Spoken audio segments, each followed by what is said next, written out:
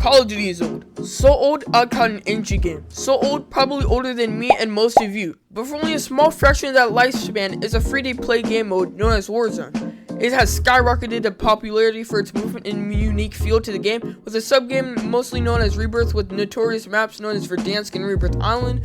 But it's fair we give it a rate for the meta or sub-meta weapon there has been. And this will be a good one, and I hope you all enjoy. Okay, so in the list, I have everything except for MW2 guns because that would be an insanely long video if we had to do it all. Make sure if you want to comment down below if we should do the MW2 guns or not. But moving on, we're going to get into the MW3 guns. So what we have first is the SVA 545. This is the starting weapon that you got when you played the game. It was pretty good for a while. It was pretty good before the nerf that we had this season. So I'm probably just going to put it is probably average. Wasn't too good, wasn't too bad. Just all around good. Next up, we have the Striker. This thing was absolute meta at some point, but the just low fire rate made it horrible to use. And nowadays, it's a hit marker machine. I've lost so many gunfights using this just because I didn't have my loadout. So what I would say right now is probably just below average.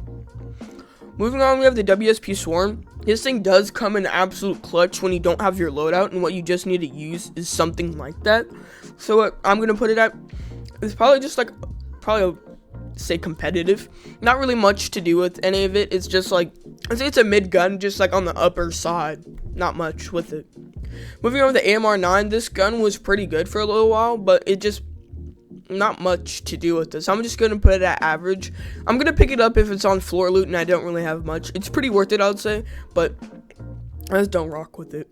Moving on with the WSP9, this weapon is probably, I don't know, it's below average now with all the freaking like nerfs, and then trying to hit people because of slow fire rate, it's just not worth it unless you can hit your shots perfectly. Hit your shots, kid. And even with that, if they just use a meta weapon on you, you're probably gonna die. Moving on to Rival 9, I don't say much about it, it's kind of buns. Okay, Striker 9, this thing was meta for so long, for 2 straight seasons, but it's just not good anymore, so I'll just say average. Not much going on with it. We haven't had any meta. Lockwood's 680, bro. If you use this, nah. I'm putting those all in garbage. Because if you use those, you're garbage at the game. I don't want to hear it. Pummel 762. This thing was pretty good, I would say, just with the conversion kit on it. I can't tell if that was one of the other ones, but this one was pretty good just in general. MTZ 556. First meta weapon. I run this on my personal loadout.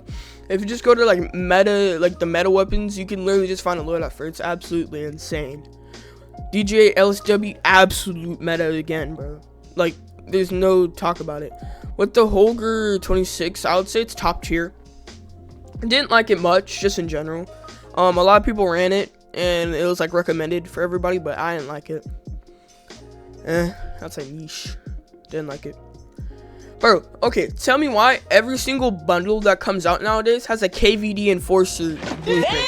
Tell me wrong. Tell me wrong. The Prime Pack and that one freaking red thing with the monster on it, it's garbage. I don't like it. Garbage as well. Straight dookie. I would say average. During the beta, or like first release, everybody was rocking this because such low recoil. I really did like it. MCW, I would say it is probably competitive for what it was. Not much anymore. Below average. Niche. Niche.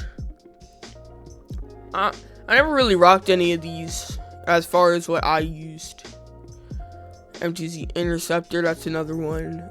Cat AMR. This thing was pretty good for a little while. I would say it's probably competitive for what it was.